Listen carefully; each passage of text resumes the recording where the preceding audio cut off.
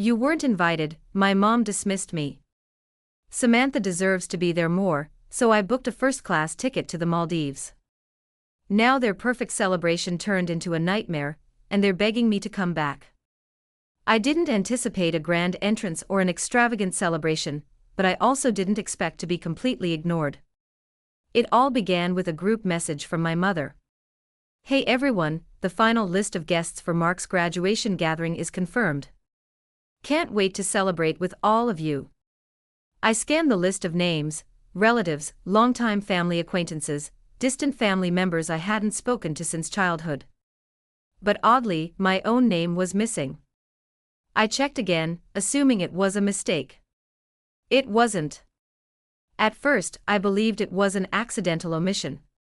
I mean, I'm Mark's sister, his older sister, the one who took him to visit universities, lent him money for rent more than once, stayed awake with him through his late-night studying, and corrected his thesis because, in his own words, you're better with grammar than I am.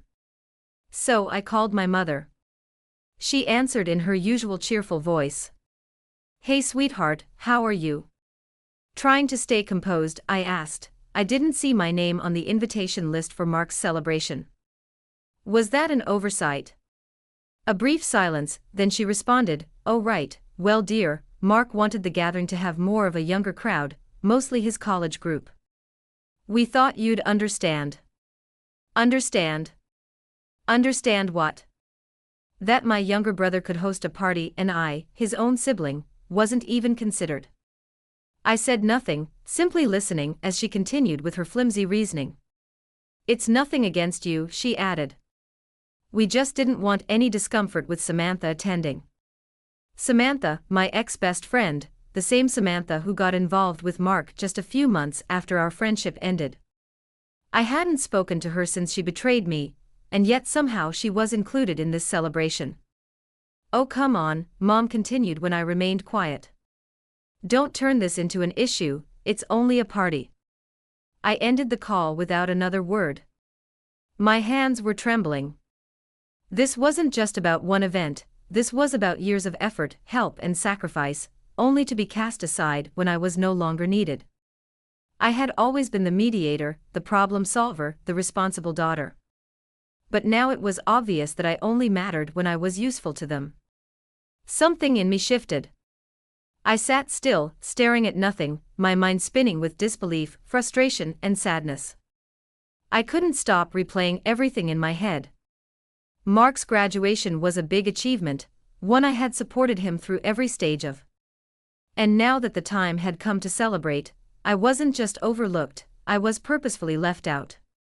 My own mother had made it obvious that my presence didn't matter, that my emotions were less important than making sure Samantha felt comfortable, Samantha, who had betrayed me yet still held a secure place in the family. The more I thought about it, the more I saw how often this had happened before. It wasn't just this occasion. There had been birthdays I wasn't invited to, family dinners I only heard about last minute, or not at all, calls that only came when someone needed me for something. I had always agreed, always attended, always been the one they could rely on. But what did that ever bring me? I closed my laptop, stood up and poured myself a glass of wine. I took a deep sip and stared out my apartment window at the darkening skyline. Then, without hesitating, I grabbed my phone, opened my web browser, and typed a single word, Maldives. It felt sudden, maybe even reckless, but more than anything, it felt right. If they could celebrate without me, I could live without waiting for their approval. I wasn't going to sit here drowning in disappointment while they laughed and drank with Samantha, pretending everything was fine. I arranged a 5-night retreat at a luxurious oceanfront hotel, a beach-facing suite, unlimited spa entry, an infinity pool, the full package. I even treated myself to a first-class upgrade on the plane. For once, I wasn't being cautious with my spending for someone else's sake. I was putting myself first. As soon as the booking confirmations landed in my inbox, I let out a deep breath I hadn't noticed I was holding. Then I opened Instagram and shared a simple update, a snapshot of my flight details captioned, "Not invited but definitely not unwanted. Tropical escape, family chaos." I didn't anticipate much attention, but within moments responses poured in. My cousin Martha replied with a laughing emoji and wrote, "All right, Queen, do your thing." My buddy Brandon sent a message, "Hold on, they actually excluded you. That's messed up. You deserve way better." But the response that truly stunned me came from Samantha. Yes, that's Samantha. She commented on my post, "Glad you found a way to keep busy. We weren't looking for drama anyway." I went still, my jaw locked so tight it ached. She wasn't just indifferent about me being left out, she was thrilled about it, enjoying every second, and my own relatives were allowing it to happen. I didn't answer, I didn't block her either. Instead, I switched off my notifications, refilled my wine glass, and smiled because in that instant, I knew I was making the best decision for myself. The next morning, I packed my bags with a quiet kind of rebellion I hadn't felt in years. Every swimsuit, every light dress I tucked into my suitcase felt like a bold statement, a reminder of my worth. The airport was alive with movement and noise, but I drifted through effortlessly, earbuds in, music playing, sunglasses covering my weary eyes. I boarded early, settling into my spacious cushioned leather seat, appreciating the small indulgence. As the aircraft ascended, I gazed out at the city shrinking beneath the clouds. I wasn't escaping, I was choosing myself. Some over the ocean, I ordered champagne and snapped a quick picture. I touched out glass in hand. The caption, "Here's to being cut off and flying in style." I hit post and leaned back, experiencing something I hadn't felt in ages, calm. By the time I landed, my inbox was overflowing. "Martha again. Okay, I'm officially jealous now. An old classmate, you look completely stress-free, teach me your secrets." Even Brandon followed up, "You're actually winning. Let them have their get-together, you're out here living your best life." Curious, I checked my unread messages and sure enough, there she was, my mom. "Where are you? Are you really skipping your brother's graduation over this?" "Not over this, because of this," I thought. I didn't reply. Outside the terminal, a private driver waited with ice-cold bottled water and fresh orchid petals resting on the seat. The salty ocean breeze mixed with the soft scent of plumeria flowers. It felt as though the universe itself was reassuring me that I'd made the right choice. Arriving at the resort, I was welcomed with a warm towel and a chilled cocktail. A staff member escorted me to my suite, where towering glass windows revealed an endless view of blue-green waves. The bed looked like a fluffy cloud, a hammock gently rocked on the balcony. I placed my luggage down and stepped outside, letting the warm tropical air surround me. I took it all in, the beauty, the stillness, the freedom. Then I shared one final post, a breathtaking shot of the ocean. The caption, "Crossed off their invite list but not out of happiness. Let them see it, let them sit with what I had felt, neglected, overlooked, pushed aside." The only difference? I had no regrets. The following day, I awoke to gentle beams of sunlight filtering through light, airy curtains, and the distant rumble of ocean waves crashing onto the shore. For a brief moment, I remembered nothing, not the pain, not the family drama, not the betrayal. I was cocooned in a rare kind of serenity, the kind that makes you believe the world is still kind. Then my phone vibrated, once, twice, then 10 times in rapid bursts. At first, I ignored it. I figured it was just more responses to my latest post, maybe Brandon dropping a sarcastic comment, or Martha sending another meme about me living my best life. But when I glanced at the names lighting up my screen, I immediately sat up: Mom, Mark, Cousin Aaron, Aunt Stacy, Grandma, missed calls, voicemails, a flood of texts coming in faster than I could read them. I pulled my robe snug around me, hesitating for a second before unlocking my screen. The first message was from Mark: "Pick up, it's serious." Next, my mom: "We need you, it's a disaster." Disaster. My stomach tightened, not in fear but in confusion. Then I opened a message from Cousin Aaron: "Lauren, you dodged a full-on catastrophe. The party was an absolute train wreck." I blinked at the words, a small smirk forming. I tapped to read more. Apparently, halfway through the graduation gathering, Mark and Samantha got into a major argument in front of everyone. According to Aaron, Mark accused her of messing around with a guy from her department. She loudly denied it. Things escalated fast, yelling, crying, drinks spilling, guests pulling out their phones to record. At one point, Samantha slapped Mark across the face, stormed off, and took his car with her. And that wasn't even the worst of it.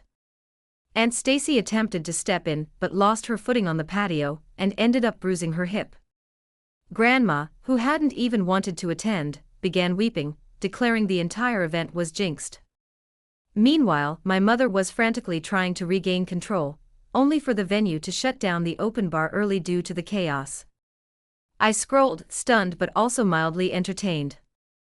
Then I saw the grand finale, a video of Mark, clearly drunk, staggering up to the stage, grabbing the DJ's mic and slurring, "Looks like tonight's theme is betrayal, so let's toast to fake friends and even faker family."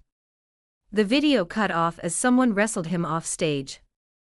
I laughed, really laughed for the first time in days, not because I was being cruel, but because this was the event they swore would be tense if I had attended, the one they believed would be too much with me there. And yet they still managed to implode all on their own. A minute later, my phone rang again. "Martha," I answered, grinning. "Let me guess, you're calling from the wreckage." She cackled, "Girl, it was straight-up reality TV chaos.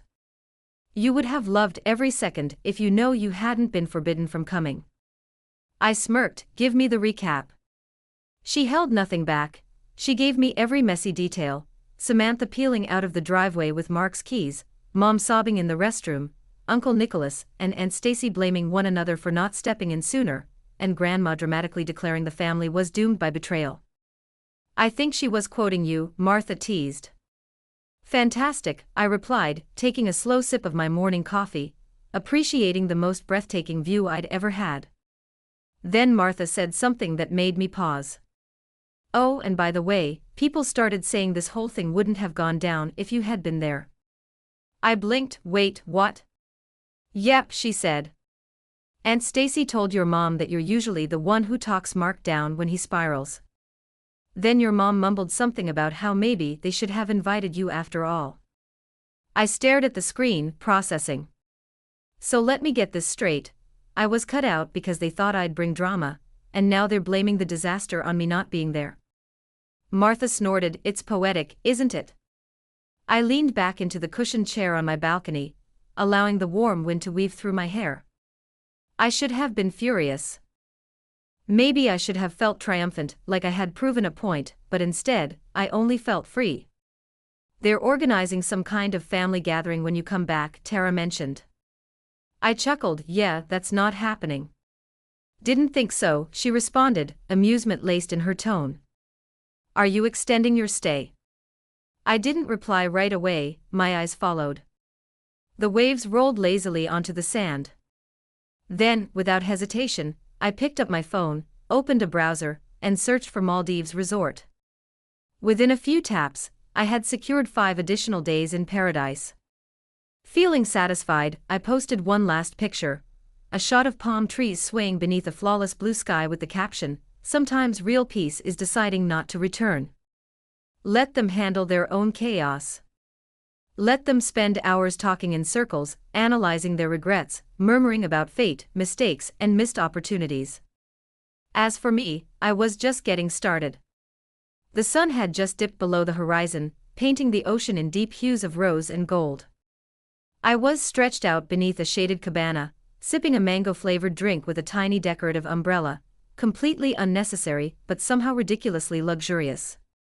The scent of salt air and hibiscus blossoms filled the air, and soft island music drifted from somewhere nearby. It was perfection. Then my phone vibrated again. I sighed, already annoyed before even checking. I had already blocked Mom, Mark, and a handful of other relatives, but somehow messages and calls were still slipping through from unknown numbers. For a moment, I debated chucking my phone into the sand, but curiosity got the better of me. It was from Deborah, my cousin. "Look, I know you're avoiding everyone, and honestly, I don't blame you, but you need to hear this. Call me. You won't believe what Grandma just said." I stared at the message for a few seconds, then smirked. Deborah was the type who stayed away from family drama, which meant if she was getting involved, something unbelievably wild had happened. I hit call.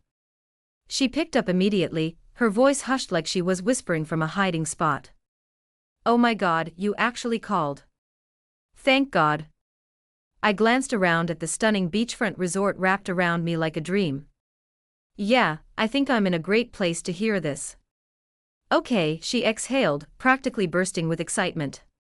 So after the party completely collapsed, Samantha storming off, Mark crying, the open bar getting shut down, your mom and Aunt Stacy got into a massive fight. I raised an eyebrow. "Over what?" "You." I blinked. "Me?" "Yep," her voice was matter of fact. "Aunt Stacy said this whole disaster wouldn't have happened if you had been there. She claimed you're the only one who knows how to calm Mark down when he starts losing it." I nearly spat out my drink from laughing. So let me get this straight. The same people who shut me out are now upset that I wasn't there to clean up their catastrophe. "Oh, it gets even crazier," Deborah teased. "Tell me everything." "Your mom accused Stacy of exaggerating, so Grandma cut them both off, stood up, pointed a finger, and announced word for word, 'This is what happens when you push away your own family. The universe keeps track.'" I laughed so loudly that a couple walking by turned their heads and smiled at me. Then Deborah continued, she added, "Maybe if you hadn't I treated Lauren like an outsider, Mark wouldn't be alone right now." I shook my head, stunned. "Grandma actually said that?" Deborah chuckled loud enough for half the room to hear. "I think she was half hoping you'd magically appear just to say, 'I told you so.'" "That would have been iconic," I admitted, spilling my drink in my hand anyway. Deborah sighed. "Your mom tried reaching out to the groom's family afterward to smooth things over, and do you know what the groom's mother said?" "What?" "She said, 'This sounds like a personal problem.' Then she hung up." I almost gagged on my drink. "No way." "Oh yeah," Deborah replied. "It's been an absolute catastrophe, and yet somehow all fingers point back at you. It's like they completely erase the fact that they were the ones who shut you out to begin with." I leaned back, my gaze fixed on the ocean. "You know what's truly hilarious, Deborah?" "What?" I genuinely couldn't care less. She burst into laughter. "Honestly, that's exactly how it should be. I just figured you'd get a kick out of knowing that Karma showed up wearing designer heels." I grinned. "I appreciate that more than you can imagine." A moment of silence passed before Deborah spoke again, her voice gentler this time. "Lauren, you absolutely did the right thing. Seriously, you never deserved to be treated that way." "Thank you," I murmured. "And I'm not going back. Not to smooth things over, not to pretend it's all fine. They made their decision." "Fair enough," she said. "So are you actually extending your stay?" "I already added 5 extra days." Deborah whistled. "That is straight up iconic." I laughed, warmth spreading through my chest. Let them send their passive-aggressive messages and hold their ridiculous family discussions. Meanwhile, I'll be enjoying a beachside massage completely guilt-free." She chuckled. "Live it up. Oh, and send me a pic of your breakfast tomorrow. I want to live through you." "Deal." We ended the call, and I tilted my head back to look at the night sky. The deep navy expanse was dotted with twinkling stars, barely beginning to emerge. I hadn't felt this light in years. No stress, no expectations, no emotionally manipulative guilt-tripping. I opened my messages one last time and scrolled through the blocked contacts, Mom, Mark, even Samantha. A quiet chuckle escaped me as I snapped one final picture for the night, my cocktail held up against the illuminated ocean, and typed, "They wanted me gone, so I stayed away. Best choice I've ever made." Then I shut off my phone, gestured for the waiter to bring another drink, and let the rhythm of the waves wash everything else away. For the first time in my life, I wasn't the one cleaning up their chaos. I wasn't the family punching bag. I wasn't the forgotten one waiting for someone to finally care. I was just free. The next morning, I woke to the soothing sound of waves rolling onto shore, and the sweet scent of plumeria floating through my open balcony doors. I stretched beneath the light, soft sheets, a calm happiness lingering inside me for once. I hadn't spent the night dreaming about family arguments. I hadn't woken up dreading unread messages or feeling obligated to fix anything. Just peace. I rolled to the side, instinctively reaching for my phone, then paused. A part of me wanted to stay completely off the grid, but curiosity won. The second I unlocked the screen, notifications poured in, slipping through like water seeping under a locked door. The first one: "Mom, you need to quit acting like a child and pick up the phone. This isn't a joke anymore." Then "Mark, I can't believe you're doing this. You're my sister, we're supposed to be there for each other." Another from an unknown number, probably from Stacy: "We need to have a conversation. This family needs healing before it's too late." I sighed, hitting delete on all of them.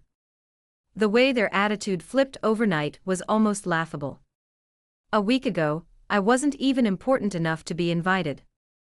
Now, I was apparently the glue holding their crumbling story together. Then a different message caught my eye: "Deborah, heads up, your mom is trying to arrange some kind of family reconciliation meeting for when you get back. Figured you'd want to know." I actually laughed out loud. They really thought I'd return, sit there, listen to their scripted apologies, and pretend none of this ever happened. Like I'd be the bigger person, like I'd fix their disaster again. I quickly typed a reply: "Appreciate the heads up, but I won't be attending." Deborah's response came almost immediately: "Wait, what do you mean by that?" A small smirk formed on my lips as I typed back: "I'm staying here longer. They wanted to push me out of their lives, that's fine. I am removing myself completely." I could imagine her reaction, a mix of shock and admiration. Seconds later, another message popped up: "Wow, that is legendary. Tell me everything once you're back, whenever that is." Still grinning, I grabbed my laptop and navigated to the resort's booking page. A few clicks later, and I had extended my trip by another full week. No awkward family gatherings, no pointless discussions, no forced attempts at reconciliation. Just peace, quiet, and freedom. Before heading to the beach, I sent one final message to the muted family group chat: "Oh, so now I suddenly matter. That's interesting. Sorry, I'm too busy enjoying my overreaction. Hope you all enjoy sorting out your own mess." Then, without hesitation, I blocked them all. Again, I tossed my phone onto the bed, slipped into a flowy sundress, and stepped barefoot onto the warm wooden deck, making my way to the shore. The wind brushed against my skin, the sun reflected beautifully off the waves, and for the first time in ages, there was no stress, no resentment, no weight dragging me down. Just me, whole, carefree, and truly free.